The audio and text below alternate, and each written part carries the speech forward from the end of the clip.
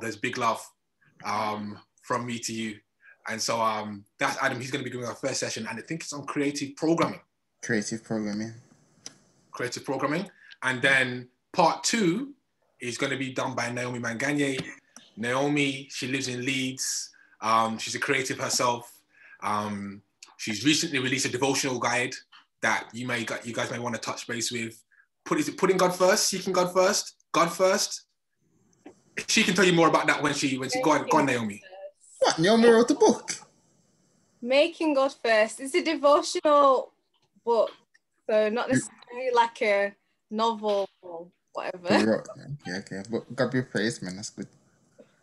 So Naomi's creative. There's no doubt about it. So we're looking forward to what they're going to share. Let's start with a word of prayer, though. And thank you everybody for joining. It's good to see everybody. Let's start with a word of prayer. Dear Lord, we thank you for your love, kindness, and mercy. You've been so good to us. As we go into today's session, I'm praying that you will speak to our hearts and please transform our lives and help us to leave with a greater insight into the possibilities that there is for service with you and with the young people. These things we pray in Jesus' name. Amen. Amen. Should I just start, bro? Sorry, forgive me. Adam, over to you. So Adam's going to do the first section, and then do you need a screen share? Yeah, I don't know. Let's move a screen share, please. Naomi. You're able to do so. Let me know. Oh yeah, am I co-host? I'm co-host. Okay. Yeah. I'm there. Okay. Greetings, everyone. Hello, my name is Adam. Yes, I'm from Wolverhampton. I know some of you. I recognize some faces. I'm not gonna call them out, but nice to see you guys that I do know. Nice to see you guys that I don't. Let me just quickly say something about myself. There's two things. Number one is a bit funny, and number two is very serious. Number one is that I'm losing my English. So if you see me stumbling, that is genuine. Please be patient with me. I will find the word, but you can help me along, okay? And number two is that I am no expert. And the reason why I say that is because, at least in my evaluation of English culture and Adventism, it's very easy to look up to someone who's speaking and think, okay, well, they've understood it. That's not the case. What I'm going to share is at least things that have helped me, but it's more so to get your creative juices working so that you guys can filter it through and go, okay, that makes sense. I can use that in my context. Do you get me? So I want to share more principles rather than rules, because rules can't be applied in every situation, but principles genuinely can. Okay. All right, cool. So don't have so much time, so I'm just going to share my screen like this. Share. And I did that. Okay. All right. Well, creative programming. Let's see here. So this is basically the plan for the session. We're going to talk about a shift in thinking. I want to just talk a little bit about what creative programming, what I believe it is, at least a way to think about it, and reasons for a shift in thinking in church work generally, and then just some basic principles on how to make a program creative. You know what it is? When Adam asked me to talk about creative programming, I was a bit like, oh, because I don't know about you, but I'm so used to the idea that if something's creative, it has to be new and fresh and dynamic and genuinely like youthy. Do you get me? And I'm getting a bit older now, so I'm noticing, like, even in myself, I'm like, yeah, but do we have to just do things differently just because we have to do things differently? And that's not what creative programming is. I genuinely believe creative programming is not doing things differently for the sake of it. That makes no sense. Would you agree? Maybe not. But yeah, for me, that makes no sense. That is not creative programming. So if I was to put a definition or a kind of like buzzwords to it, creative programming is having the same aim, but being intentional about your method. Does that make sense? So you have the aim. It's very clear that aim has always been to preach the three angels' message to the world. But we're intentional about our method as opposed to using the same method all the time. Do you see the difference? Yeah. So that's the basic I think, paradigm that I would like to suggest about creative programming. It's not a change in aim. It's not just being different for the sake of it. It's not wearing jeans to church just because, you know, we're in the 21st century. It's about being intentional. By the way, wearing jeans to church, I'm not in disagreement with that. Let me just put it out. Okay. I was just using an example. Just to say that it's about being intentional about our methods rather than just assuming we're going to use the same method over and over again. Now, the reasons why I would like to suggest that creative programming is about being intentional, or the reason why I suggest we should be intentional about our methods, is number one, God does it. So if you have your Bibles, we can go to Hebrews chapter 1. We can go to Hebrews chapter 1 and verse 1 to 2. Here, I've got it on the screen here, but if you want to look it in your Bibles, you can. What's one reason for being intentional about our methods rather than just trying to do the same thing over and over again? First reason, God does it himself. Hebrews chapter 1 verse 1 to 2, it says, God, who at various times, and notice this, and in various ways spoke in time past to the fathers by the prophets, has in these last days spoken to us by his Son, by whom he made the worlds, and so on. But do you see that? What that shows about what the writer of Hebrews says about God there? He says God was speaking at various times, but not just various times in history. He chose to spoke in various ways. And when you read through the Old Testament, you see this. You've got people like David who write songs. You've got people like Ezekiel. And when you read some chapters of Ezekiel, it's almost like you're reading a play, because he's told to lie down on one side and turn onto the other side or shave his beard. You get me? Yeah? So there are different ways in which God is communicating. But when you read Hebrews chapter 1, the message never changes. It's always the same message. And that is the beauty and the love of Jesus, according to Hebrews chapter 1. So one reason to invest in intentional planning or intentional methods is that God does it. He thinks, what's the best way I can communicate the message to my audience at this time? Yeah. By the way, if you want to say something, just put your hand up, you know. Otherwise, I'll just go. Is that okay? All right, cool.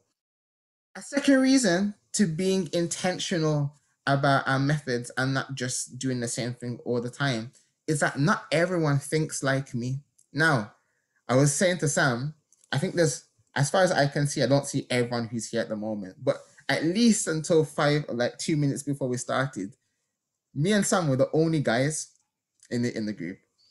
Now, I hope I don't offend anyone by saying this, but male and females, I am discovering, because I've just become married. It's not a lie. Females are different. Two males. Now, I'm not saying they're worse. I'm not saying they're better. I'm just saying that we're different. Are we all agreed on that? You can say amen, Sam. Amen, Adam. I'll give it to you. Amen. Amen.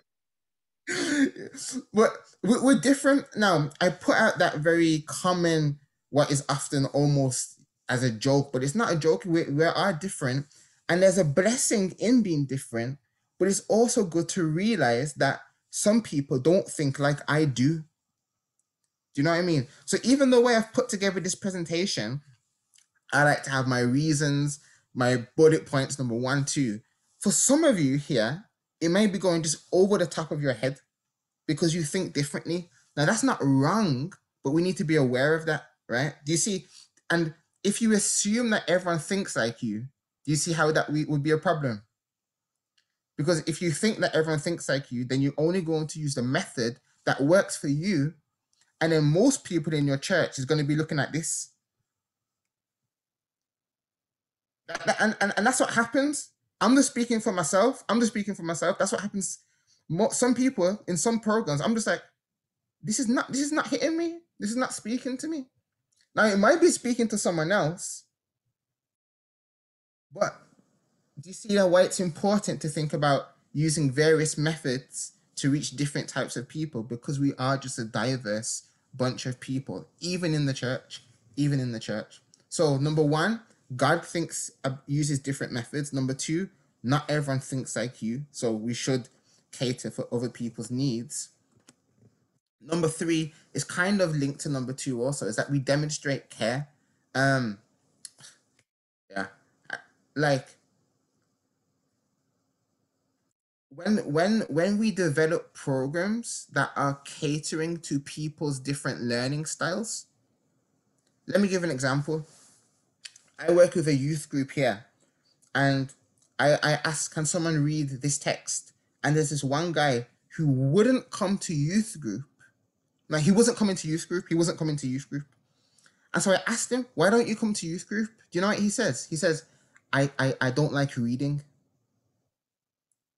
So do you see what he connects to youth group?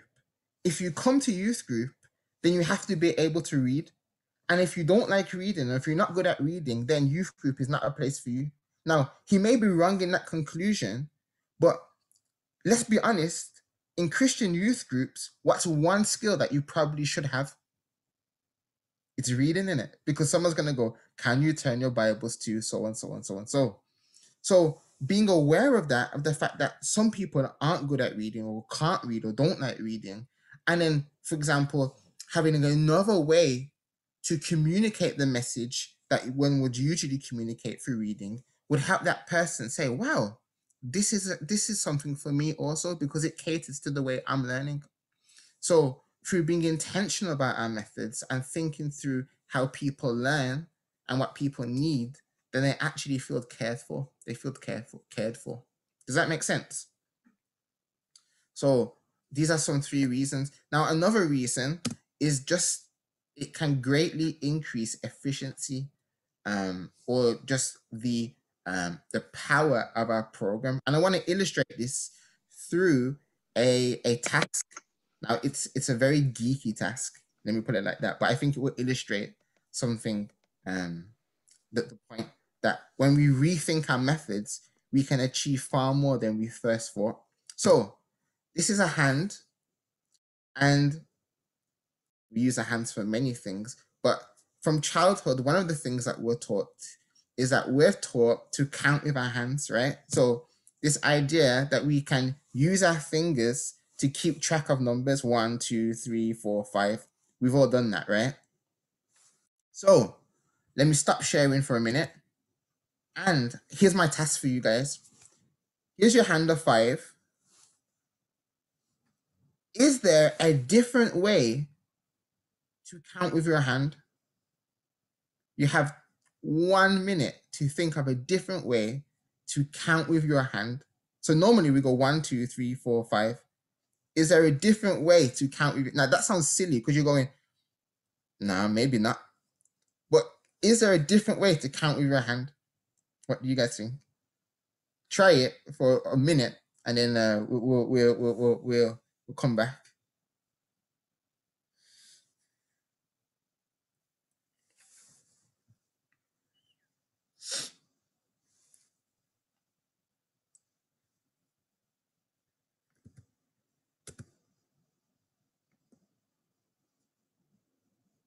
All right, cool.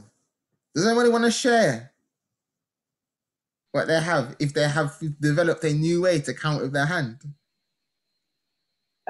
It's not a new way, but it's a way I've seen in Asia. They use the bits in the middle when they're doing their times table. So they count 1, 2, like then 3, 4, 5, 6, 7, 8, 9, 10, 11. So they count in the middle like that. Okay, so they're counting to 13 almost on one hand. Yeah, and they can do their times tables using the bits in the middle. I've seen them do that. Yeah, that blows me away. You see, because usually we get to 5, and then there are people in the world who are on 13. We can't even do 13 with 2 hands. Do you know what I mean? Does someone have a different method of how to count with their hands? This might sound very silly, but I think it illustrates the point very well. Oh, sorry. It's also another Asian method that I've seen where they use for the 9 times table, they use their knuckles and like in between their knuckles, and then they count with their knuckles all the way through. So they're using their knuckles as they're counting. I've seen that too. Yeah, that's cool. All right, let me share with you one method that I learned recently, which blew my mind away. But it's like it may sound quite strange. But bear with me, because you guys have to bear with me here. because usually we go 1, 2, 3, 4, 5. So each finger represents one number, isn't it? 1, 2, 3, 4, 5. But what if, now this is my geek coming out, bear with me. What if each finger didn't represent 1, but it was like this? Some of you going like, what's that? But look at this, it's so cool. Because you go 1, 2, this becomes 3 because you have 2 and 1. Does that make sense? And this becomes 4, even though it's a bad sign. And this becomes 5. And if you do it like that, all your fingers together, you can count to 31 with one hand. Think about that. One hand, you can get to 31. That's 6 times the amount which you usually use to count with just one hand. Do you see how just thinking of a different method can greatly improve your results? Yeah. But what's happened, and I'm just going to say it for myself, we get so used to the method that we make the method holy. So not even just counting with your hands, but let's talk about something different. Just like church-wise, we know our aim, that's to preach Jesus and him crucified. But what happens is we're so faithful to our aim, which we should be, but we're also become so faithful to our method that we tie ourselves into our method and we become almost not useless, but we here's my English, I don't know the word, but we become weaker in our effectiveness because we're so tied down to one method. Does that make sense? Yeah. So be faithful to the message. Don't get me wrong, be faithful to the message, but don't tie yourself so much to the method that you're not able to move forward with people. That's my point. Yeah. So same method, but same aim, but intentional method. Same aim, but intentional method. What I mean by intentional method is that being willing to think it through and ask the question, is this really the best way to communicate my aim? And if it's not, change it. Because why should you not settle for the best? Yeah. So let's talk about principles and practicing this intentional thinking or this intentional method or philosophy of being intentional about our methods. The first principle is to know your aim. Yeah, to know your aim. And this is where most people maybe get what's the word? Like skeptical when people start talking about creative thinking or creative programming, because what they hear is that, oh, we want to change everything, but we don't. We want to be strict to our aim. But the only way we can be strict to our aim is if we know what it is. Yeah, if you know what our aim really is. So here's a question that I like to ask when I'm developing a new program. And that is, what do I wish my audience, and notice the word here, to experience? To experience.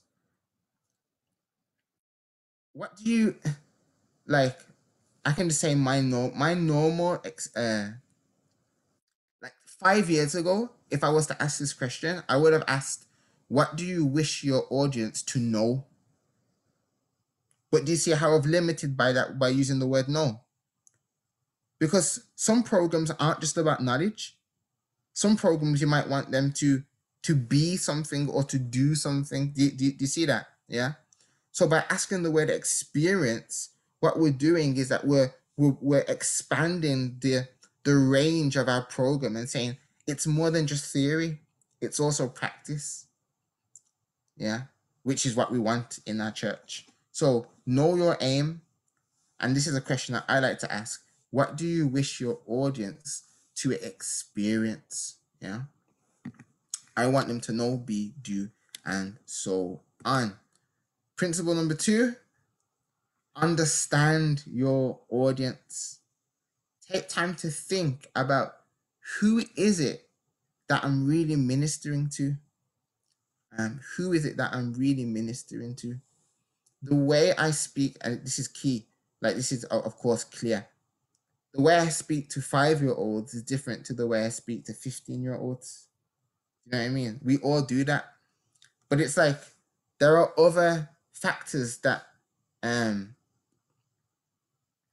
other than just age that determine how someone is going to receive your message. So one question I like to ask myself is, where is your audience now in relation to your aim? So let's say you have an aim. Oh, by the way, I forgot something about aim. You want to be as specific as possible. So you can say, yeah, I want to talk about Revelation. That's a good aim, but it's very broad because Revelation is a big book. You know what I mean? So what would be a better way? What would be a better aim than I want to talk about Revelation? What do you guys think? Can you guys come up with a suggestion with, or like make my aim better? That's the best way to say it, I guess. So I have an aim. I want to talk about Revelation in my AY. Make my aim better. What would that aim be? You could pick like one specific topic of Revelation, and more importantly, like what theme you want them to take away. So for example, I want them to understand how the Church of Laodicea relates to us in 2021 or something like that. Yeah, definitely. And like the idea of aim is basically, the more specific you are, is the easier it is to evaluate how successful you are in reaching it. Do you know what I mean? Because if you've spoken about Revelation, that's a big thing.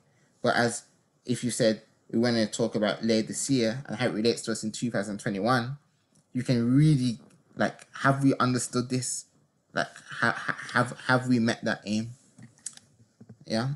So understand your audience. Where is your audience now in relation to their aim? Let's use that Revelation example. Let's use that Revelation part in this example. Do they know who Laodicea is? Have they read Revelation chapter 3 before?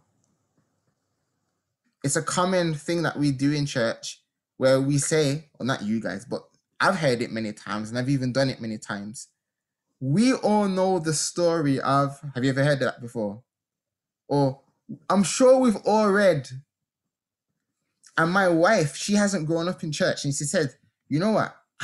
She doesn't hate it, but she says, like, it makes me feel almost like not good enough when people say that, because she hasn't grown up with those stories. So people are saying, we've all read the story of, and she's like, I haven't read the story. But of course you assume that everyone else has. Do you see how that can give negative feelings? Yeah. So asking the question, where is my audience, helps us to kind of gauge where they are and then plan accordingly. Do we need to have a summary of Revelation first? Do we need to talk about what the Bible is first, for example? Do we need to talk about what prophecy is first? It helps us to cut out these assumptions, which can end up in us losing a lot of our audience. So what would you think are some other factors that affect people? My English is so terrible. Factors that affect them reaching the aim. What would you think are some other things to consider when we're talking about understanding our audience? What would be some factors or some questions that we could be asking?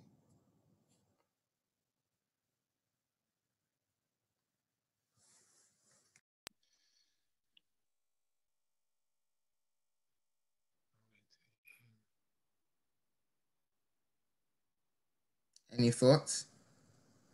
Yeah, just something that I was thinking about is talking to young people about what is their favorite way of learning.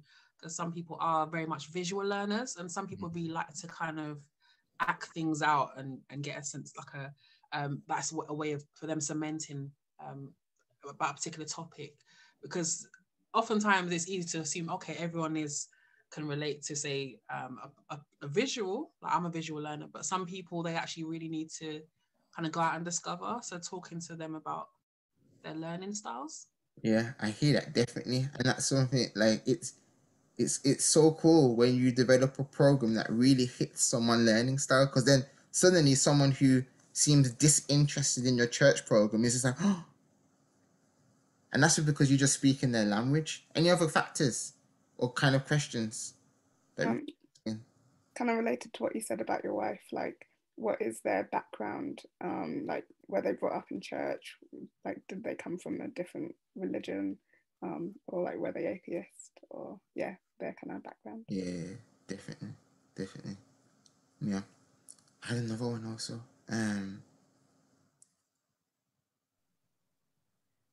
I'd also say perhaps Go as on, well, yes, please. if there's actually a need for the topic, whatever it is that you're trying to do as well, do the young people, guess what us at NECyouth, is this what they're crying out most for right now? This is the most important thing that they can receive right now from us, I think is important. That's such a good point. And that's what actually something I was gonna mention now. What I've noticed in myself, and I need to like this is something I need to work on more and more. That is often my programs, when I really kind of like boil it down to what I'm trying to do, I'm trying to bring someone to where I am. Do you see that? Yeah. That's often what I'm doing. And that's a problem because some people don't need to be where I am. And that's a bad assumption to make, that people need to be where I am in my spiritual walk. Do you know what I mean? So exactly what you said, like, is this what they're crying out for? Is this what they need to hear? Or is this what they need to think about? Is this going to help them? Are good questions, because what it does is that it removes us from the center as youth leaders and kind of gives us the real leadership thinking, is how can I really help them be their best version of themselves, or how can I help them be closer to God in a way which they can really appreciate, which I think is so vital in youth leadership, that we're really ministering and not pulling as us in the center, basically. So yeah, thank you for sharing. So know your aim, make it very clear, very clear and specific. Understand your audience, and a third one is to plan it intentionally. Plan intentionally. I am generally quite impulsive, and I think society, or at least in my environment, impulsiveness and creativity is often synonymous, and I would like to suggest that they're not. People can be impulsive and creative at the same time, but it's not the same thing. So planning does not kill creativity, it emboldens it. When we take the time to plan, and when we take the time to think through, I have experienced at least that my creativity can work more, because creativity is not like this. I think the best creations happen over a long period of time. And so when we plan and sit down and think through our programs, I think that's when we really experience creative programs. Yeah. So I'm a big fan of planning. I think planning is awesome. I know some people maybe don't think planning is so awesome, but I can highly suggest it as something that emboldens the creative process. And I just want to share some steps about planning, and that is to ask questions. And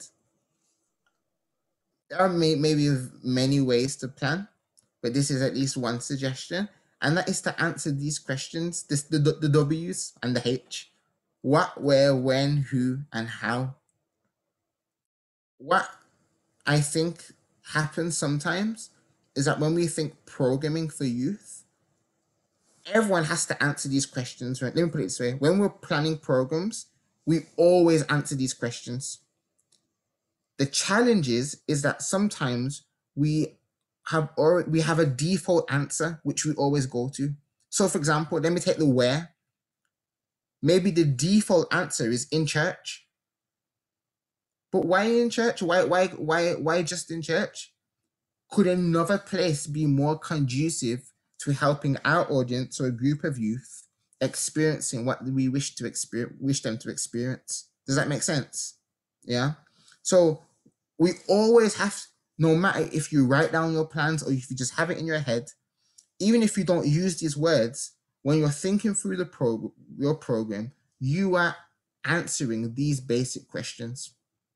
And what I'm suggesting is, rather than just allowing that process to go on default, take that process and be intentional about it. Think, okay, what is going into my program? Does it need to be just a presentation? Can it be something else? Where? Why just in church? Can it be at someone's home, for example? Can it be outside? Do you see that? Yeah. Like, so rather than just going into default mode, because we have default answers for all of these, then we're taking a step back and say, well, is this the best answer for this question? When? Why just at 4 p.m.? Can it be someone? Can it be another time? Who? Does it have to be a panel? we love panels, so I'll put that like at least. I remember when I was in England, everything was a panel. You're gonna have a controversial topic, we need a panel. Because that's the only way. Do you know what I mean? And now, don't get me wrong, I'm not saying a panel's bad, but coming back and asking the question, is the panel the best way to help our audience to our desired experience? That's where, do you see the principle? So you're just always asking the question, is this going to help my audience to the desired experience? And if there's a better way to do that, then do that. And most of the times, if there is a better way, and it's not the default, then people are going to go, wow, that's creative. And it is, but it's intentional, because we're thinking, well, there's a better way to help our audience to the experience. Does that make sense? So it's not, I don't think it's revolutionary, and we may be doing it already, but I guess what I'm trying to say is that the key to creative programming is always asking the question, well, why are we doing this? Are we helping our audience to the desired experience? And that desired experience will never change, because we always want our youth to come to Jesus. But the path for them might look different from day to day.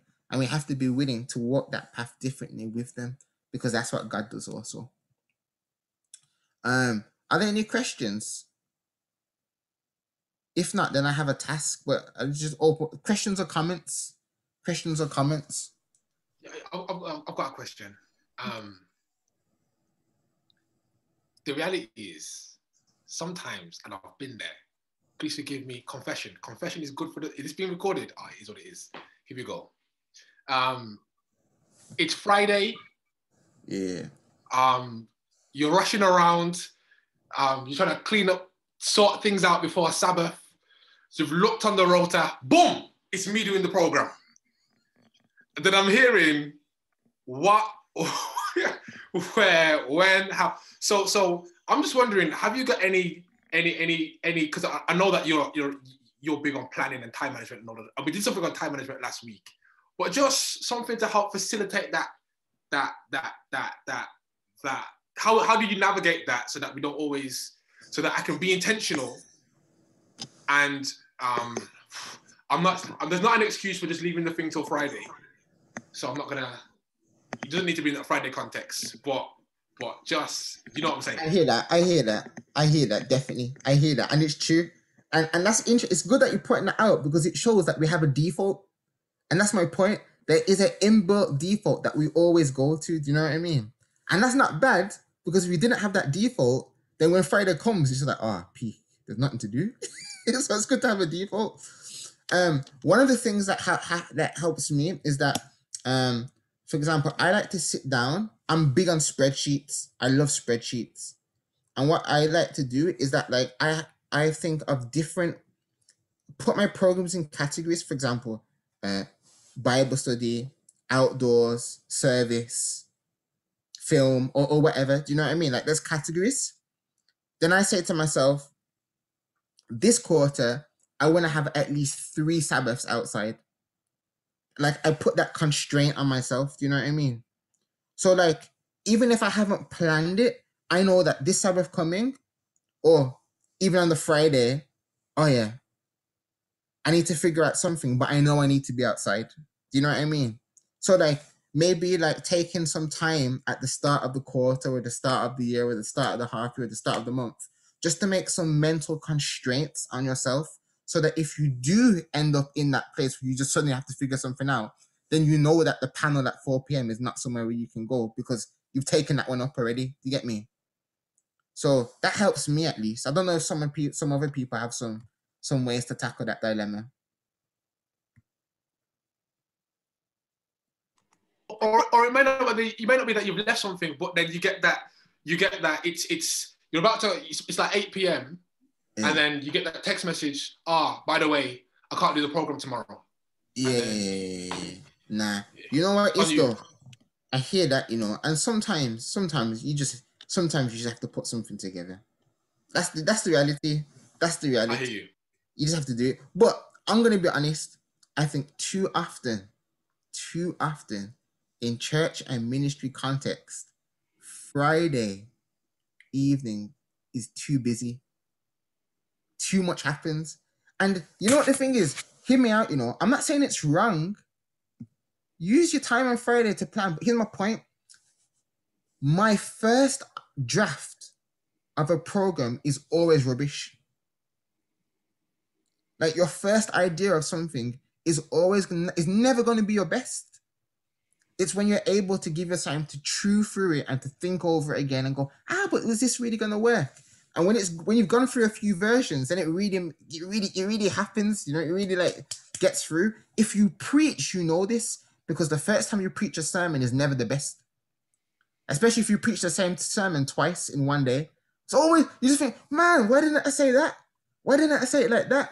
It's just because you've gone through the thinking process. Do you know what I mean? You've given yourself time to chew through it. So, like my appeal is that we can move away from this Friday evening planning and like there's something that we do here in Norway. We say, for example, one Sunday in the month, for example, a Sunday, we took a Sunday, and rather than a 2-hour meeting, we had like a 5-hour meeting, which is just a work meeting, just blast through the weeks, not planning every week, but just this week is going to be on that theme, that week is going to be on that theme, that work is going to be on that theme. And it's intense, but once it's done, it's done. Do you know what I mean? Once it's done, it's done. And I'm basking in the blessings at the moment. Do you know what I mean? Because I know what's coming next week. I know already. You know, so that helps. Can I add something as well? Yes, yeah. I was gonna say just similarly, you can also do kind of like what preachers are also like encouraged to do, like always have a sermon like in your heart, just in case you are ever asked. And I think for some of you as youth leaders, you've definitely done events before. Why not actually either do like what Adam does, or I have like on my, like we're part of the Sabbath Social, so we have like a folder, and similar to like the Excel sheets, it's literally got all the different types of events that are possible for us to do in case we ever either somebody bails out or we just have to do something. Like they're always at hand. And if you have them planned, you could go into a church where there are loads of youth, no AYS, and you could say, guys, let's do this, because you've already got it in your heart or you've already had it planned from before. And children's stories, I never know at church when they're going to say, Naomi, can you tell the children's story? That's my worst question. I was like, children's story right now on Sabbath, and you're asking me to tell a children's story. So I always have children's stories ready, and some of them are like on PowerPoint presentations. So I can always go on my like Gmail, sign in wherever the church is, and then just literally say, can you put this up? And I would just say the story if it's the same one. So just having those at hand things stored in the background, so that whenever an opportunity comes, you're always prepared, is always like, I think, a good place to be at. And as you're doing it over and over again, you have more and more ideas, more and more events that you can have like a quick template of or a quick run through of, and you can just reuse them as well. That's a very good point. Very good point. Yeah, very good point. So there you go. And can I say one thing? Like, moving out of England has opened my eyes. Let me tell you a quick truth. In Norway, they don't have AYS. They don't do it. And you could think, I remember 3 years ago, I was at another NEC youth leadership training, and I asked the question to the group, do you think it's wrong that that Norway doesn't have AYS? And they were like, yeah, it's wrong. It's bad. That's bad. We should have AYS. Do you think people here think it's bad? No. And my point is this. Sometimes it's just good to come together to talk, you know. Like, we don't always have to have do you get me? Don't get me wrong. I don't want to be too radical and say don't have an AYS, because we have to work within our culture. So work within the culture, but it can be detrimental. The idea that on the one day we're supposed to be celebrating that God created the earth, we're in the building the whole day. That can't, you know what I mean? So like, I'm saying sometimes it's just good to come out of the church building and just talk, just enjoy creation, just, do you know what I mean? But within the culture, so I'm not, you get me, but don't worry, Adam, it's okay. I agree with you, Adam. I do. It's, you know, you could have some really good, serious conversations, finding out how people are doing through the week, the stresses that they're going through. You're there encouraging them. Oh, come on, you gotta come and do song service for AYS. And you're like, come on. So I agree with you. It's not always necessary. And we get into a habit where we think we have to do it, but we don't. Where is the need? That's what we should focus on. Yeah. And you know what it is, Hannah? You know what it is? I think what it is that we've got into our mind that their main aim is to know. But it's not, you know, the main aim is to experience. And if it's the experience, then sometimes just a presentation is not going to bring you there. It's exactly that genuine conversation. And when you see it that way, sitting down after potluck for a good 2 hours, when you're just having that good, deep conversation in the brilliant way that NECyouth does, because I've never experienced, like, we don't have like that in Norway. It's just so beautiful. And if you can value it for what it is, it's like, wow, this is as good as an AYS. Do you know? If you see it that way. So, okay. Well, my time's up. Sorry, can I ask a question? Yeah, sorry. just on that point. I mean, some of us are in churches where I love all these ideas where you think about the why, about everything, but because there is that default culture, when even if you do have those really, really good thoughts, the leadership above you doesn't allow them to happen. Yeah. Do you have any advice for those conversations, or how you can get around it? Well, it's a good point that you raise, you know. It's a very good point that you raise. As I said, like, let me try and share some principles, because as I said, like, every situation is different, but let me share some principles. Number one, openness and transparency will always build trust. So the fact that you're speaking with your church leadership, even though it doesn't seem to be going the right way, don't like, my advice would be, don't go, you know what, I'm fed up, let me just do something else and just run with your own thing. That won't build trust, and that's not helpful. Do you know what I mean? And the other thing though, maybe just like step by step, maybe like they don't want the whole thing, but maybe there's like a small bit which you can include, and people can start going, that was nice. You're like, do you know what I mean? So, yeah. But you're right. And it's a shame that that's how it is. And sometimes we just have those honest conversations and just go, just have those almost like a long over and over again until other people get the point. But Sam, just quickly, just something that can sometimes help, as not instead of, but alongside what Adam was just saying is, and it comes from Adam's point. If you've got your spreadsheet and your plan, and then you come to the team and say, this is what we're thinking to do for the quarter, then you're getting buy-in before so if you spring it on people Friday and say, this is what we're doing tomorrow, sometimes, you know how it is, people change and all of those things. But if you come from the quarter, they've got buy-in earlier on, sometimes that helps to smooth some of those things. Yeah, it's true. But I wish you all the I wish you praying for you guys, and I think it's just nice. It's like, if I can say one last point before I end, I don't like failing. But please understand that if things don't go the way that you first thought, that's not a failure. Do you see that? Like, I think sometimes we're so hard on ourselves as leaders that we just get discouraged because like we get discouraged with the battle because the battle is hard, as you're saying, Rachel, to move forward, that we just kind of like, we just discourage ourselves because we're like, oh, why aren't we here yet?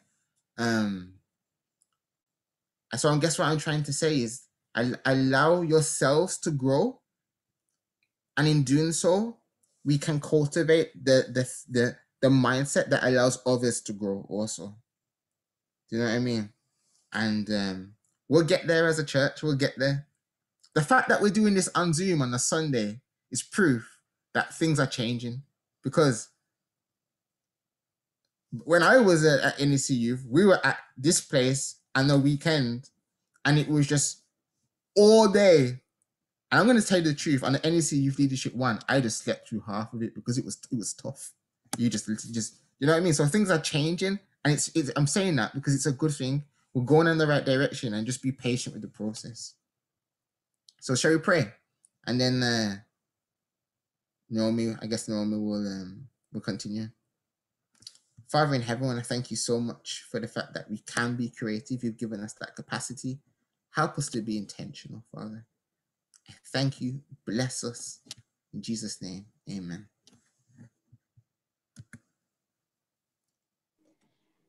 Amen.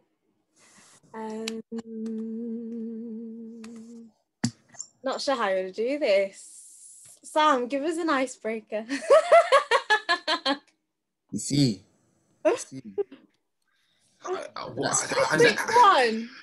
Has everyone got 2 devices? Nothing anything, but yeah. 1 second. Let me see if I can. Can I share my screen? You should be able to. This is what I'm talking about. Those Friday night moments. But do you know what though? I knew you'd have one because you've got a bad. I'm going to hold on. All right, boom. If you can see this, so Naomi, we've already done this one. That's fine. But these guys haven't, so it's cool. Share screen. Use some of these ideas as well, you know. Should you ever need it. So yeah, you guys need to get the church to pay for poll everywhere. Trust me, game changer. All right. So if you can go get your second device and just type poll EV, POLEV.com/Sam Walters 308 into your thing. Thanks, Adam.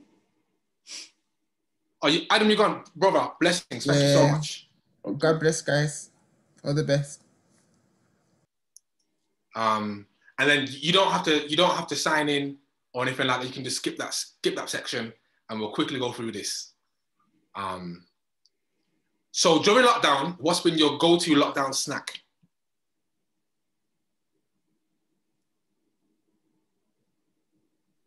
Nuts, crisps. Does everybody know how to log on? Berries. I'm still doing it. Dried mangoes. I've just turned vegan. Hello, somebody. Mighty Malt. Maltesers. They're my go-to snack anytime, to be fair. Okay. Biltong. What's biltong? Crumpets. Okay. You know what? I do like a crumpet. Popcorn. Okay. Frozen cherries. Let's do our next question. What's been the biggest Zoom fail you've seen of 2020, last year? Biggest Zoom fail. It was a complete shambles. This should never have happened.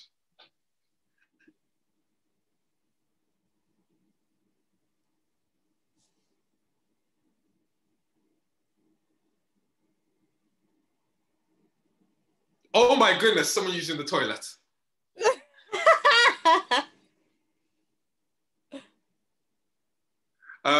Wrong passcode to the meeting room.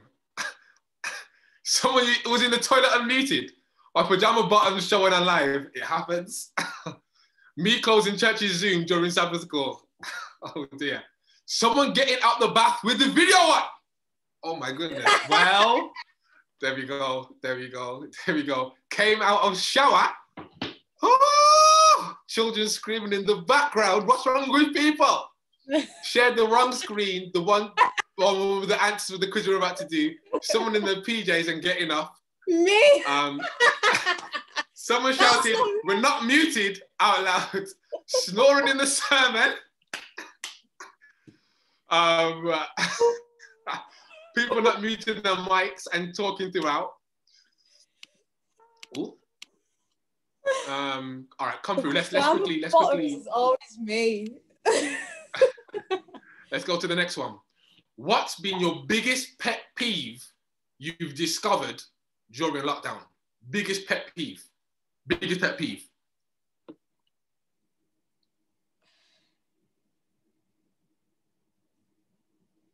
Chatty Patty. Chatty Patty. Clyde House. Yeah. You're on mute. My family. No joke. I love them. People not muting their mics. Constantly washing up. I hear that. Someone talking over someone whilst they're presenting. Yeah. Lock weight. Maybe that meant lockdown weight. Can you hear me? Yeah. Zoom. I hear that one too. I definitely do hear that one. Someone pushing close to you in the supermarket. People rolling their eyes when someone is talking. Trust me, singing on Zoom. Yeah, that's been interesting. That has been interesting. We're going into another lockdown. Yeah, that's been mad. Boris Johnson, hope to find you well. All right, moving on quickly.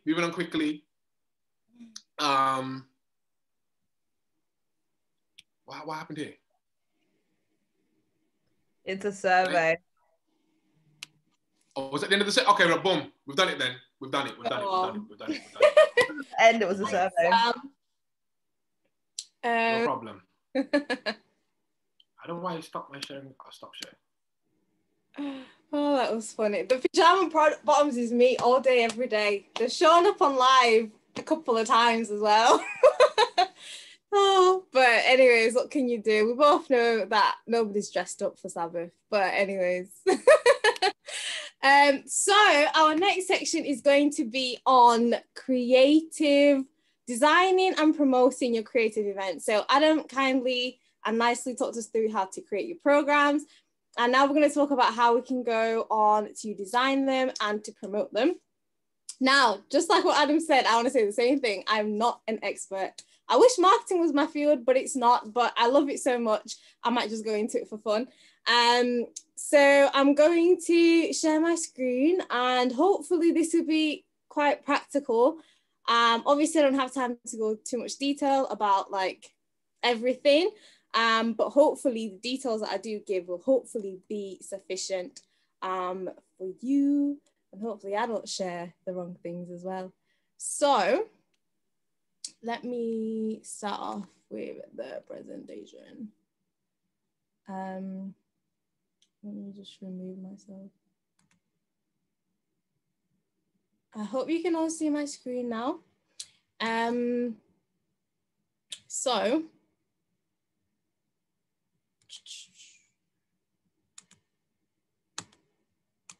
it doesn't want to go up.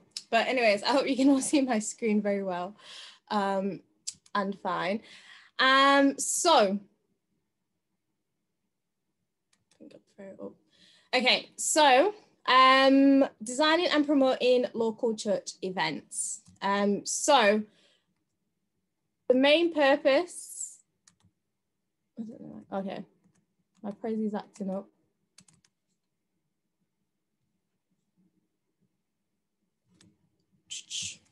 Okay, so the purpose is that now we've got our event and we've got our program, we obviously want people to come because we've put together this amazing presentation. It's amazing, we love it, and we want people to attend and we want them to show up.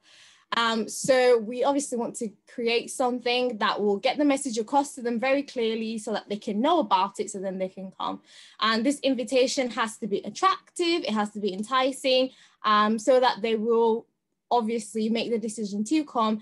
And we need to ensure that all the information that is relevant that they need to know is on there, because how sad is it they see, oh my days, Manchester South Youth, SDA Church are going to be hosting the Sabbath Social in January, and then there's no Zoom details, or there's no contact information, or they don't know how they can actually access the event. It would be such a shame, wouldn't it? So that is why it's really important to get creative, and there's so many tools out there. I'm not even touching the surface, and the stuff I'm going to talk about isn't even for people who are experts or people who have done graphic design or anything like that. It's stuff that anybody and everybody can use.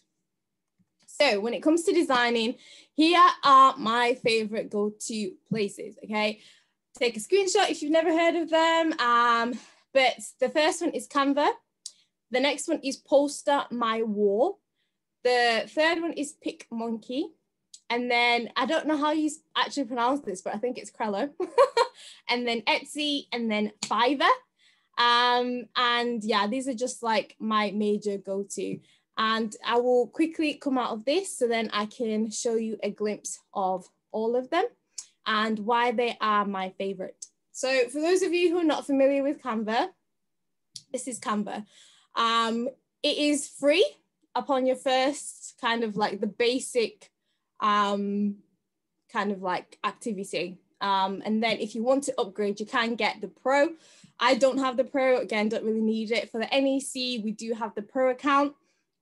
So yeah, but what I love about Canva, and some of you might be familiar with it already, is that you can literally do anything. You can have designs for literally anything. If you want to search, you can search. So social media, if you want to do a poster for your Instagram, you can do there. If you want to do a story for your Instagram, you can go there. TikTok, Facebook, if you're doing something on, if you have a blog for your youth group, you can do it there. If you have YouTube or you do stuff for your YouTube page and you want really good thumbnails, you can go there for your Twitter posts, Pinterest, any and everything you can find on Canva. And I absolutely love it. So I would absolutely recommend this for anyone. So all you really have to do, so the first thing that I wanted to do was I wanted to do a story to post on Instagram. So I went and I searched, well, I just clicked on these ones. I just clicked on that, which is Insta Story. And then this came up. So this is the drafts that I liked. I thought, oh, this is quite nice. I can work with this. And what you really want to do is kind of like bring the drafts to life. Because obviously you can edit all of these things and you can use them as they are. So you could just literally change the words, but it's so much better when you can make it personal to whatever it is that you want to do. So this is how it ended up coming out after I'd finished editing it. So it's a story, and I made a couple of them for the different awards that we had for Sabbath Social. So this one was the Legend Award, and it was for Eden. And so we gave him a shout out and we put his at name over there. And so yeah, so it's as simple as that. And you can do the same if you want to make any posters and other things of the same nature. I know that you could minimize this thing. I don't know how to minimize it anymore. But yeah, so my second one, which was on the list, was Poster My Wall. Now, if you haven't heard of Poster My Wall, it's similar to Canva and all these other ones. So again, you go there. I love this one though, because it has church events on there. So you can click on church and there are so many typical church posters. So the ones on Canva kind of tend to be, but they are nice as well. They're just very modern and very kind of like simplistic. But let's say you want a hardcore church poster. Poster My Wall is literally my favorite, because you can literally get all the typical posters that you want. And again, you just find the drafts that you like. Again, if you're not a graphic designer like myself and you just want something that looks decent and you can add your own like 2 pence to it, similar to this, like your own font, your own pictures. Again, Poster My Wall is one of my favorites. It is free, however, or you can upgrade. if you don't upgrade, it will leave a watermark at the bottom unless it is for social media purposes, which is what I mainly use it for. So for example, you can find templates like Instagram posts, Facebook posts, all these ones, they won't leave a watermark on them. So you probably see some familiar posters from the NEC page. So again, this one, I just saw this sample here and I thought, oh, that looks really, really nice. I can work with that. I can change some pictures to make it relatable. I can amend the words. I can remove the picture if I want to. And I then edited it and created the poster for this event that you are attending now. So again, I just amended here. I changed the pictures, so I put NEC pictures on there. Instead of having an image here, I decided to just add words with the details of the event. And again, just made it relatable. And again, as I mentioned earlier, you want to make sure that all the details are on there so that when somebody sees it, they don't just think, oh, that looks like a great event. I wish there was more information, but they have the details for everything that they need. So yeah, post on my wall, 100% love that. And then PicMonkey. Now, I mainly just really use this one for doing collages. I don't know how you still have to say that, like just making a collage. So I don't really use it for creating stuff, but I think it's great for like making collages. So yeah, again, it allows you to choose what kind of social media platform you want to do it for. So let's say I want it for an Instagram page. I can then come on here and then I can upload my pictures. So I should have some samples on here. Well, I don't, but yeah, I can just click on that, put it together, and then it makes a really nice photo. So this could be really good. So for example, if every Thursday you decide to do Throwback Thursday for your youth group, just having a collage with a couple of pictures throwing back to the summertime or to the youth retreat that you had is always a great idea. If you want, I know you'd be using your own pictures anyway, but let's say you did want to use like some free pictures. I like Pixel. This is like my favorite place for free images that you can use. The owners of these allow you to use them for whatever it is that you want. So should you want to, for whatever reason, use pictures that are not your own, Pixel, I always 100% recommend. So that's another one that was on there. And then Crello, I haven't used this before, I don't have it, but I've also heard that this one's a really good one and it works similar to Canva and PicMonkey, and picture post on my wall. You basically just find the samples that you want, social media posts, and then you just click on them, the ones that you like, and you amend. And then my next favorite is Etsy. Now, Etsy is a bit of a different one because what I like about it isn't necessarily the fact that you can create posters on there, but you can get, there we go. You can search for Instagram templates and they give you bundles. So this is really, really good if you want to have a consistency and a theme for your Instagram. And I think for example, £9, you can get a bundle. I don't think it's too bad to pay and sacrifice for your youth group, and it will allow your Instagram page to be very, very consistent. And for those of you who are familiar with Instagram, you've probably been on there and just thought, wow, this page is so put together, color coordinated, like when the color theme, everything is really, really, really nice. And the story icons are just really well put together. Well, you can actually get bundles on there. And so what they do is usually it's through Canva. So they will share the creation that they have made with you, and then you can edit it. So here's a sample of one that I got in the past. I don't have the time to open it in Canva, of course, but this is the one that I got, if you can hopefully see it. So yeah, it's very color coordinated. It's very consistent. You just add your details on there every single time. And this is another really, really good thing that you can do just to have your pages looking really, really nice. And the last one is Fiverr. And for those of you who are not familiar with Fiverr, again, it is not a poster or a flyer or a content creating website, but it allows you to be able to get designing services for really, really good prices. So let's just say I want someone to make me a poster. I will just put poster on there, and then it will give me different independent graphic designers who make posters. So let's say you're going to have your biggest event ever, and instead of using your normal Canva poster my wall type of posters, you want something really professional, really, really good, because maybe you're going to invite so many people. You might want to reach out to an actual graphics designer who might make it on something like Photoshop or InDesign by Adobe. And yeah, you might just want it to be done really, really well. There's some reasonable prices, like £7, and they still make really excellent posters, and they've got 340 really high reviews. So you know that even though it's quite low price, they're still really good.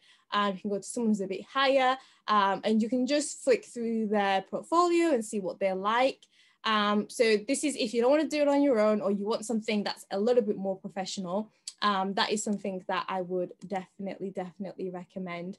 And just to highlight the importance of this, one verse that I really like is in Romans 10, starting from verse 14, and it says, "How then shall they call on him in whom they have not believed? And how shall they believe in him whom they have not heard? And how shall they hear without a preacher? And how shall they preach unless they are sent?"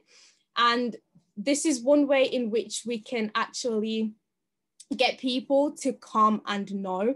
And how can people know that you're having Bible studies? How can people know that you are having your care group? How will they know that you're having your cooking classes? How will they know that you're doing all these amazing things? You are having these amazing programs that you have created if you do not tell them. And so I think the appearances of our social media is really, really important if that's what you think is important. If you don't think it's important, then obviously you won't put that much effort into it. And I know sometimes I can be guilty of not being bothered either, but it all really depends on how much of an emphasis you want to give it, and if it's the best route and approach for people to find you. Let me just check the chat. I love Canva. Excellent. Thank you. So yes. So hopefully you've got all the details for that. On Flash is also a great site to get free photos. Thanks, Jodie. So yeah, so when it comes to promotion, there are obviously different things that we can use. So there's flyers. So this is the traditional way. You get something done, you print it off, and you post it through either somebody's letterbox, or you stick it in places that you think people will find it. So for example, if you're having an event on campus, you will print off the flyer and you will take it to the student union and you will stick it on the flyers wall. So that is still effective, but obviously your poster or your flyer still has to stand out. So just ensure, once again, that your design is really nice, really attractive, and you can continue using that. Social media I'll come on to last, but church. So when you obviously are at church, you can promote your events at church, have a poster, and encourage your church to use word of mouth to say, we're having this event at our church, make sure you come. But again, that poster has to be there. It has to be creative. It has to be eye-catching, and it has to have all the details that they need. And the final one that I've added there is prayer, because I think at the end of the day, these things can go out, they can show up on people's feeds, they can hear about it from other people. But when we ask God to be with the content that we create, that it lands at the right person, that God will soften their heart to receive whatever it is that you have created, that they will be able to do that and be able to accept whatever message it is that you are trying to review or to showcase. I should probably keep that on for the recording. That you're trying to show them. So onto social media, you'll probably be aware that there is a lot of social media these days, okay? And there are a lot of platforms and places that you can put your content on, okay? And the ones that I would recommend are these ones, okay? Which I think are nearly most of them, okay? TikTok, for those of you who haven't heard, I will probably show. I think I'll just go through the list and then I'll show the ones that I think are not as maybe known. But TikTok is essentially just a short video sharing. It's like a combination of Instagram and YouTube put together, and it allows you to see or post short videos about between 15 to 59 seconds long. And the good thing about TikTok is that it has a really good algorithm. So the algorithm can allow your content to go to literally just about anyone, depending on the niche that it's in and whatever else, and how many people are online and all that kind of stuff. This is a good platform if you are having online events. I have seen a lot of influencers or a lot of people who have started out on TikTok and have been able to move their fans or their followers from TikTok to something like YouTube, where they can get paid a lot more money for their content. So if you're having a lot of good things online that people from anywhere can join, so where it's not restricted to your location, I think this is a really good platform because people online can watch it from anywhere. Clubhouse is a recent app that I have just joined, but it is pretty good, and I've seen a lot of people promote their content on there. Again, it allows you to meet anybody from anywhere. And that's why I've put it there, because it allows you to have exposure to a lot of people whom you might not do from your Facebook or from your Instagram, because you're just not friends with them, or you don't follow them, or they don't follow you. So because of that, you don't actually see them or get into contact with them. But those two apps don't require you to know them, don't require you to follow each other. You can just see whatever it is going on. And I think that's a really good opportunity, especially if your content is online. YouTube, everybody's on there. And you don't necessarily have to do YouTube ads, but you can have a YouTube page that can do promo videos. You can do really nice skits. I think NEC used to do this once upon a time, where they used to, we kind of still do, where we have like speakers who do promo to try and encourage you to come to the event. So just things like that allows people to be able to get an insight into what your event is going to be about, or your program, and why they should come and attend. Instagram, I think a few of us will probably be familiar with that, if not all of us. It's great for your posters because it is picture-based. And again, it allows you to be able to let people know where your program and events are. And a lot of people are on there, so you've got a pretty good amount of people that you can reach to. Same with Facebook, and it has a great sharing function that allows people to take it from your page to their page to somebody else's page. And also you can share events, and people can invite people to that event, even if they're not the creator of their event. And again, that just creates a really great sharing platform. Twitter, I love Twitter, and I think it is a really good way to connect your people if it's done really, really well. If you can get a really good hashtag and you can get people to conversate using that hashtag, I think it can create a really good community, which is something that Instagram and Facebook and even TikTok can't do that well. But with Twitter, you can have threads, you can have people talking to each other from different places about the same event, whether it's an in-person event or if it's a online event. Snapchat, self-explanatory, you can just share it. I don't know how effective it is anymore, but if your audience is there, use it. Pinterest, I think Pinterest is great for things like cooking classes, any outreach that you're doing to people who are not necessarily in church. I think Pinterest is a great platform. So things like sewing, homeschooling, cooking club, getting fit, anything like that, because people search for those things. And then if you can link your Instagram, YouTube, blog, whatever it is that you are putting that content on, a lot of people will be able to see it. Meetup. This is okay in the UK, but in Australia, this was a really great app that I used to use. And again, this is a great one if you're doing outreach type of events. So again, how to get healthier.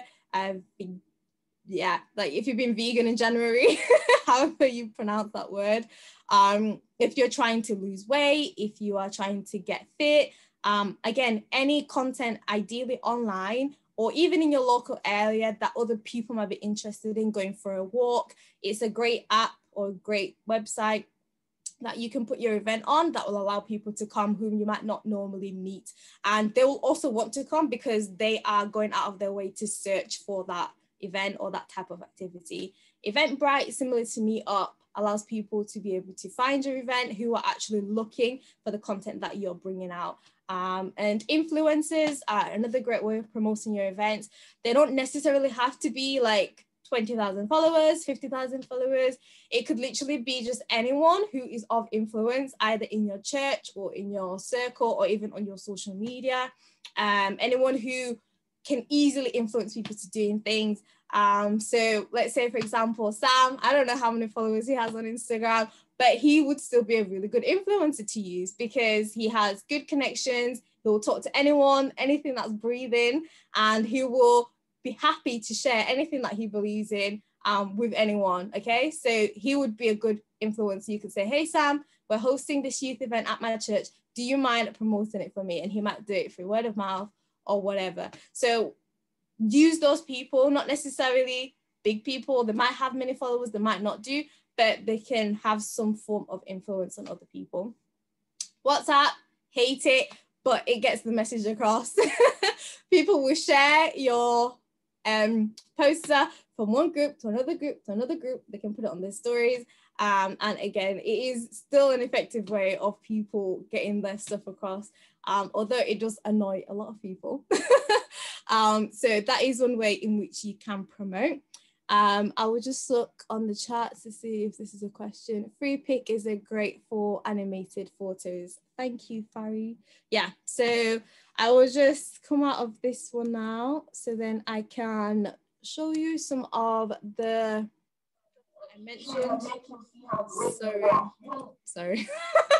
So this is the background of TikTok. For those of you who are not familiar with it, it is mainly a mobile app, but they do obviously have a browser section, which I just wanted to show you. But again, you can just show things just like this. Okay? I won't go through it because it'll be too loud, but I can see people from anywhere across the world that I don't know. And it's great if you want to, like, for example, have like a youth, like an event on something like YouTube, or you have a YouTube ministry, you can do like a 30-second, 50-second clip, and then you can say in your description, go on my page, the full link is there, and you can watch the rest of the story. So if people love the first 30 seconds of your TikTok, then they will likely go on your page, click on your YouTube channel, and then they will, you know, go and watch the rest of your video. So that's one way of bringing people onto that. Instagram, we're all familiar with it. This is the one for the NEC youth, and we have been trying to have a theme on there. So we've got a lot of dark colors and we try to be consistent with our posters. So every church online will look exactly the same, just slightly different. So again, that is one way in which you can use that one. Pinterest, these are all different examples of how people use Pinterest. So it could be that they are having a vegan, how to make some vegan meals. You can just put on a Pinterest post and people can find it. And again, this is great for things that are like online ministries. So I would 100% recommend that, because a lot of people do come on here to look for things. And if you're having like a free cooking class, they'll probably join. Because the type of people who are on Pinterest are the type of people who want what they're looking for. And then Meetup. So again, it's still growing in the UK, but again, when I was in Melbourne, let's say I wanted to join a Bible study, people would put Bible studies and it will tell you. So you can just search Bible study and people will come. So you can put your events on there and people can come because they're actually looking for that. Same with online cooking. Eventbrite is another great one. So if you're having a fitness class, vegan one, or you're having how to manage finances, and again, that can be open for outreach to other people. People who search on Eventbrite will be looking for that kind of topic, so you can actually know that they'll be signing up to that. So it's a great way to do outreach, especially and promote your events. And then the last one is Clubhouse. I think we're familiar with the rest of the other ones that I mentioned, but again, this is fairly new. I wouldn't use it necessarily to just keep going in rooms and just keep promoting your events. But if you are in a room where you're having an event and it's relevant, shameless plug, feel free. I've seen a lot of people share what it is that they're doing, what they're getting up to. And sometimes people just ask you as well. So it is a really great place. And you could also use it to kind of gauge discussion about different things. And then you could maybe refer people to an event that you have external to the app. And then last but not least, is the key principles that I'd like to leave with you. And they are, when it comes to designing and promoting your events, I think consistency is key. Consistency on your pages, if you can have like a logo, I think that'd be really nice. I think Manchester South have a logo. I can't remember. If not, I know Huddersfield Youth definitely have a logo just for their youth ministries. And it's really nice because when they create their events, they put their little logo on there and it's consistent, you know, it's them. You can have consistency in your colors if you have a theme for your colors. If you choose to have purple and blue, just try and keep it consistent in all of your posts. So even if you do find different posters from different Canva sections, you can keep the color scheme, that you can change the font so that it looks consistent on your page. Consistency in when the timing of when you post, that is also really important so that the algorithms can get used to your post. And you can, you know, people will know that at 6 p.m. Wednesday, there's going to be a post about something that's happening. So always keep that consistency. And it could be consistency in days as well, so that there isn't a major gap between the last time you shared your like different posts, because you'll see some pages that are just completely disengaged and there's nothing happening. And, you know, people can quickly lose interest, and you can also stop showing up on their feeds. So yeah. Then the second thing is automation. It can be really long and tiring to keep making posters and posting them. Like, honestly, myself, I can't even be bothered. But one thing that I have found to be really, really useful is automating, especially if you're doing something that allows you, or if you're doing something that requires consistent posts. Like if it's for my personal page, I'm not bothered. Like I'm not even on social media like that. But for example, things like your youth ministries or a ministry that you're a part of, it is good if you can to have an automation. So you will say, no matter what happens, every Wednesday, there will be a post that will go out at 6 p.m. And then if Sundays, let's say today is Sunday, let's say I have some free time, I will create all the posters for the next 2 months. So that would be like, let's say 4 weeks in a month, that would be 8 posters. Kind of like if we're backing up from what Adam spoke about earlier, let's say you have done your plan for the next 2 months, you should know what's going on every single week. So you can therefore create all your posters at large as a mass, and then you can automatically post them so that they will just keep going out even if you're not doing anything. Timing, check the timing. When is the best time to post? Because sometimes you might have a really nice poster, you might have a really nice flyer, but because of the time that you post it, nobody sees it because they're either at work or at school or they're asleep. So there's no point in posting something at like 1 a.m. There might be some people awake and some people might see it in the morning, but why not post it at maybe like 6 p.m. if that is the best time for the app that you're on for your audience. Analytics, a lot of social media apps now give you analytics on how your content is doing, who it's reaching, where it's going. So always use this to be able to see, are your posts reaching people? What is their engagement? All that kind of stuff. It can help you to do more and do better. Feedback, ask people for feedback. How is it going? What do you want to see more of? Ask them questions so that they will like remain engaged in what it is that you're doing. And that's really, really helpful. And then same with engagement, put out quizzes, put out Q&As, get people to interact with yourself, as that will really, really help with your online platform. And the last but not least is make sure that it is relevant. Make sure that the content that you're putting out, the things that you're posting, is all consistent and, well, it's all relevant with everything else that you have posted. So it's consistent with itself. So there's no point one day, let's say just a random example, let's say you're a person who does Instagram a lot and your thing is fashion, and then tomorrow you end up posting about quad biking. I'm not saying you can't do that to your page, but your followers mainly want to see your fashion content, not your quad biking content. So just make sure that whatever it is that you post is relevant to your audience. And again, just some examples based off the things that we've spoken about. So again, getting a theme, you can either buy one or you can create your own theme through Canva and all these other stuff, so that everything that you post will be consistent with itself. I think that is a really great thing for your page. And this is where you'll see again, familiar posters. Because the topic was real talk, everything was the same. I just changed the colors every other time. Refresh, everything is the same, but just change it every other time. I don't know what the stuff you're going to see on here. But yeah, prayer warriors, the theme is the same. You just change certain elements of it at a time, so people don't get confused with whatever it is that you're posting, okay? We also spoke about analytics. This is just a random sample page that I have. Don't worry about it. But here you can see how your pages are doing and all that kind of stuff. So this is like a really good way to practice how you can do it. And Facebook and Instagram now, because it's all in together, they have a creator studio,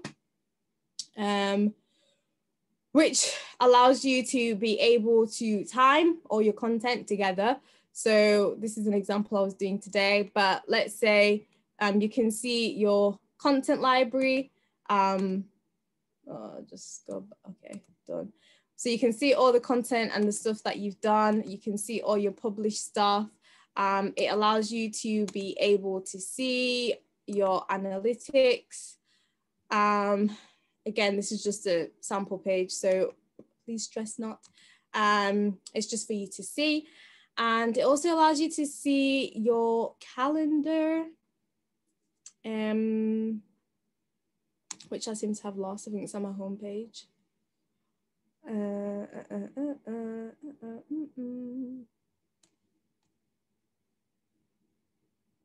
Maybe my calendar's on the Instagram one. Yeah, calendar on here. So you can see when, so these are things that I have scheduled to post at different times. So again, they're like, that's really, really helpful for you to see. And if you want to, this is how you do it. Just put create post, Instagram feed, hello, leads, upload whatever your content is. I think I'm gonna have to put something just for the sake. Let me just put Eden. And then you can post it to your Facebook, so it links it to your Facebook as well, so you can post it on there. And then where it says publish, you can schedule, you can pick the date and the time that you want to post it on, or you can just leave it as a draft and then you can look to it later.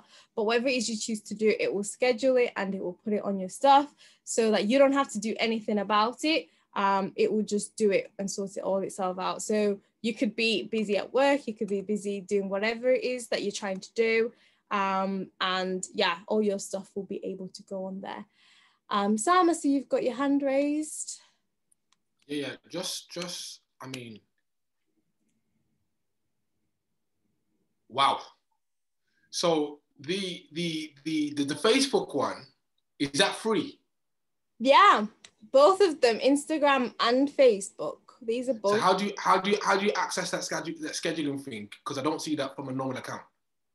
It's so in terms of the Instagram page, I'm not gonna lie, I don't know how you can access it directly from Instagram, but you can access it if your page is linked to your Facebook. If your Instagram page is linked to your Facebook, this is how you access it.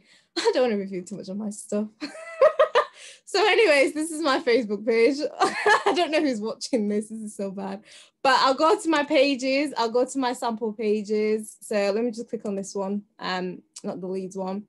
So what I would do is at the bottom of your page, you have a thing called publishing tools. So you click on that. And then when you click on your publishing tools, there is a section that says Creator Studio. So generally you can see your Facebook, like how your Facebook stuff is doing.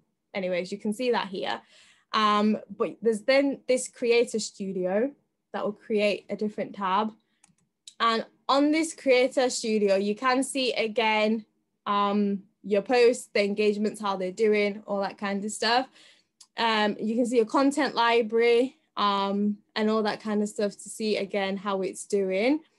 And you can see your stories and everything. This one is for Facebook. But because this page is linked to an Instagram account, I can also see Instagram on here. I need to figure out how you can see it from Instagram, but because I don't use Instagram really that much, I'm not too familiar, but I know you can access it from your Facebook if you have your Instagram linked to the Facebook. And so again, you can go to your calendar and you can see when your posts have been. These are like scheduled posts, when they should post. And again, they will just do that automatically. So I don't know if that answers your questions. It is a couple of steps. I should probably write it down. But you go to that's good. yeah, so you go to the page, you go to the publishing reports or publishing content, then you go to the creators studio, and then you can be on both Facebook and Instagram. And obviously when you create your post, so that you don't duplicate, you can literally just post it to Facebook and Instagram at the same time. So yeah, so you don't have to do anything. So let me see the question. Does that answer your question? Thank you very much. Thank you. Lovely. Kerry Ann, not sure if you mentioned Buffer as a scheduling tool. No, I have not. But if that one is free, then people feel free to use that one as well. I know there's some other ones that people use. I know NEC uses this one, which is this is the one that NEC uses, but I know there's a subscription for this one. But just look out for automation, like just look out for different apps that you can use. And if it's free, even better. So thank you for that one, Kerry Ann. But that will make your life easier and you don't have to worry about it. So the other thing we talked about was timing. One thing you can do, this changes all the time, and I don't know how accurate this is, but I've been told it's true, is to Google when are the best times to post, whether it's Facebook, Instagram, Twitter, TikTok. What else did we mention? I don't remember what else we mentioned, but these are the main ones anyways. So because this is like a scheduling app or a scheduling site, I think they would probably be quite correct when are the best times to post. So it tells you, and ideally you should try and follow them. But your analytics also usually tell you. So for example, Facebook, it says that 9 a.m. to 2 p.m. on these dates is usually a good idea. And it, yeah, tells you different things. To post on Facebook is 12 p.m. Monday, Tuesday, Wednesday. To post on Twitter, okay, that's business to business. If you want business to consumer, it's 12 p.m. or 1 p.m. Between that time. So again, looking at these things to make sure that your audience will be there. Now, this is very generic. So you can only take this with a pinch of salt. The best thing to do is to follow your analytics. I did close the pages that I needed, but it tells you also when people looked on there. I know for TikTok, if we look on this one, it tells you the geography of your people, male or female, your followers activity, and all that kind of stuff. And this is like really, really useful when it comes to whatever it is that you're doing. You can see the overview of like how your engagement has been like over the past few things, what's gone up, what's gone down, what's worked, what hasn't worked. And again, this also depends on your consistency and what you're doing, but I'll definitely recommend checking that out on whatever platform you're on. And then the other thing that I mentioned was engagement. So on here, you can literally just put like engaging with people and stuff like that, like engagement Instagram, and then you will get all of these different things you can put on your stories. So you can put ask me anything, you can do this or that, you can do there's different activities that you can do, and this just allows your youth group to engage with you and to just stay in touch. So you could say, would you rather be Joseph or Daniel? Why? And then people will let you know. Or if you're having like a, I'm sure most if you're familiar with this anyways, if you're having like a Q&A afternoon, or you're going to be having a real talk discussion, you can say, what topic do you want to talk about? Dress or diet, or you could have a question bank so that people send you their questions directly from Instagram for the Q&A that you're having with your panel. So yeah, it's just a lot of things that allow your people to get in touch. Other things that I've seen that are really cute are let us know how you're feeling, and then there's different emojis. Some are like happy, some are sad, some are cheeky, some are cat watch, some are tired, like whatever. So it allows your audience to stay engaged with you. But again, it takes a lot of time to build.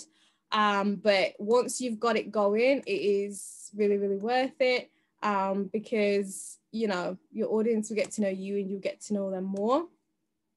And I think that's it. So I will stop sharing here. And then I don't know if anybody has any questions that they want to ask. There's a bit there. Some of it quite commonly known, but some of it may be interesting. So I don't know if anybody wants to ask any questions that might help with.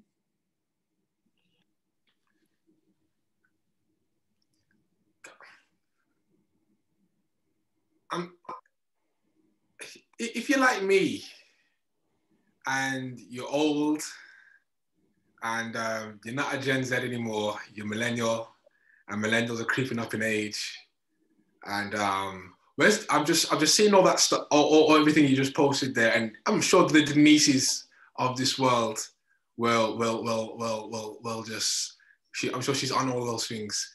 But if you're the Sams of this world, where's the best place to start? Because, yeah, where's the best place to start? Canva. Just go on Canva, set up a free account, and just flick through the ones that are on there, click on the one that you like, and just put your details on there. Cool. Replace boom. the words with your own words for your event. That's the only thing. If I had to say, if Pastor said you have this amount of time, I was like, okay, I have to say more. If I just had 5 minutes, I would have just gone through Canva and that would have been it. Because I think that is the go-to for any and everything to do with content creating. What I like about Canva is that it does everything for you. All you need to change is basically the words on it. Like you can have elements as well, which you just type in literally Facebook logo, and you can drag it and resize it whatever you want, and you just put it on the corner or whatnot. And yeah, I love Canva. Definitely. Thank you. Yeah, Canva 100%. It's not as complicated as it may seem, whatever generation you are. You just... Sorry, with the Canva as well, because we're also doing the common room. If you are planning to go on like a premium kind of account, it's best to have a team for it, because then you guys can chip into the monthly thing. So basically you can have one account for like business, and then you add the email addresses of your members, and then they can chip in with the amount of it as well. So it's really good too. You don't shoulder everything, but you have it with your members too. So yeah, I like that. We use that for prayer warriors, and people were creating different parts of the posters, but we wanted to keep the same theme. So let's say Naomi's creating the main poster, and then let's say Sam is creating the workshop posters, and then let's say I don't know, Denise is creating the stories. We want it all to look the same because it's the same event, so that we can keep the same theme. We just share the Canva links, so then we're all using the same templates. So that is really, really helpful when it comes to like the consistency element. So yes.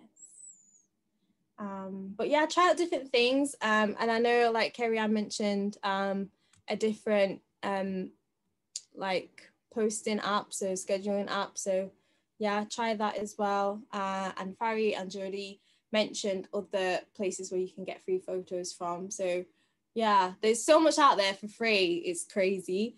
And we can do it all on our own. It's just, it can be really long, but that's why I think having things automated makes your life so much easier. You just do it once, forget about it, and you keep getting on with your life. So yes. Naomi, thank you so much. In case you didn't realize, Naomi's one of the engines behind NECyouth media and what have you. There's a team of them. There's Naomi, Eden, Jayhan was on there. Who else is on there? Joanna's on there. Joanna. And if you look at each of their, who else, sorry? Yeah, Joanna, Ruby was on there as well. Ruby was on there as well. So they've got just touch base with Naomi if you want some more information, because they've got a wealth of information with regards to these things. Me personally, I'm still using word of mouth. I'm finding that works for me. Use your influencer, I'm telling you. I'm finding that works for me. Influencers. I just look at my phone, and this is what I do. I go through my contacts and say, all right, I want to make sure there's people here. Who do I know that have access to people that I can get at the event? And then I call them and say, listen, bro, I need you there, and make sure you bring your people. And that's what I do. But obviously there's different. Go on, Naomi. And as well with that, sorry, I don't know how many followers Sam has on Instagram, but he might not be none today's influencer, but he will get your message to people. So that's what I'm saying. Don't always look for the people with loads of followers or whatever. Just think who has influence in your youth group, in your circle, who can get people to come, and just say, I need you to do just one thing for me. Just get this message to people, and they will do that, and they'll do it very well. So yeah, I think we underestimate the people that we already have within our own circles who can really bring people into our things. Yes, Denise. And also as well, don't be afraid to use other ministry platform too. Like for example, shameless plug. The Common Room is a hub for all of the Seventh-day Adventist and non-Adventist site as well, and Facebook messages. We kind of shout you out as well, and also encourage you to come into our episodes to promote what you have as well. And also there is SDA Hub. I believe they promote stuff as well on Facebook, so that whatever it is that your program is, make sure. And also NEC as well. I've seen NEC kind of promote some of the stuff as well that is going on around churches too. So don't be afraid to reach out to other SDA hubs as well that can get your events out there as well for other youths to come to. So yeah. Thank you very much. Thank you. Well, Naomi, may God bless you and keep it. And those are good places that Denise just mentioned, by the way. Common Room, definitely 100%. SDA Hub. Chantel Tomlinson runs that. Those are good platforms. Naomi, may God bless you. Thank you very much. I trust that everyone's been blessed, and I trust that that we've all learned something from this, and that it's something that we can, there's some practical things that we can take up. Next week, we're going again, creative programming again, but we're coming at it from a different angle. We've got Denise Spain, and she's looking at the format, if I can remember correctly, she's looking at the format of the programs. So this week we were looking at the promotion of the program. We were looking at the background and the thought process behind the program. But I think Denise is coming at it from the angle of just the actual program itself. What does that look like? What are some of the things that we can do? How do we switch it up? How do we keep it engaging? So we're going again next week, and we'll keep you updated. I'm hoping that this is helpful. And I trust that people have been blessed. Do feedback to us if you think something could switch up. All right, well, let's say a prayer and sorry, quick question just before. Yeah, please. I didn't get to sign up for this. Is there a way that I can get like the slides or something to an email address or? Or is this carry? Yeah. I mean, Naomi. Yeah, I can send it to Pastor Raj. I don't know. Yeah. I think she'll probably have to sign up though, won't she? I will do. The link is gone to sign up off the. Oh, is it gone to sign up? Yeah. Same problem with me as well. Yeah, it will. Oh, okay. Oh, people are just getting the link by different means. All right. This is what you do. Put your email in the chat. Okay. Or send it to me privately. Yeah, send it to Sam privately. Send it to me privately, and your name by the email. Whoever wants. No, those of you who signed up, I don't need everybody's email, please. You'll get the things already. But just those who want the thing now, and then I'll get that sent to you. Has that happened? Have you done it already? Okay, there you go. I've got it. Thank you very much. Was there a second person? I think Rhonda wanted to as well. Rhonda, I've got your number, so I can. Oh, you sent it through. Thank you very much.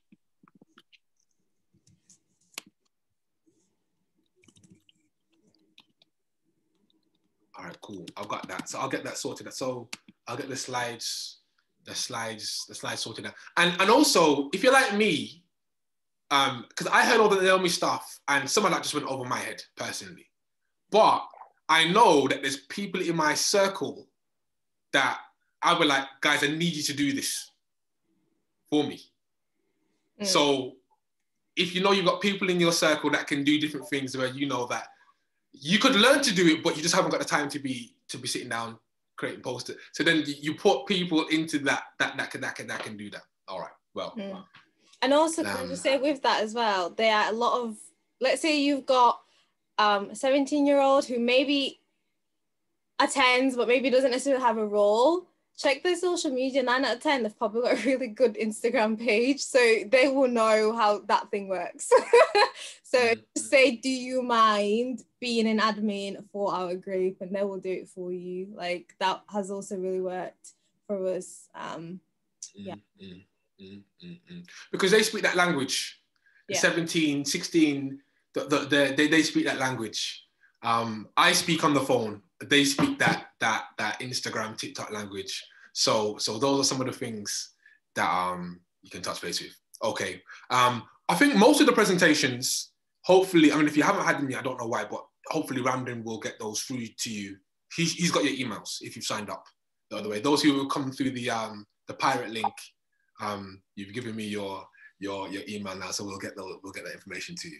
All right, let's say a prayer, and there's no shade, there's no harm in the pirate link, by the way. So if you know other people will benefit, then do what you got to do. Send it through. Yeah, we want you to come. Dear Lord, we thank you for your love, kindness, and mercy. You've been so good to us as we go through this year, knowing that we are going to be online, probably for a lot of the year. Help us to maximize what we can in the online space to reach the people, to reach the young people that you've given us stewardship over.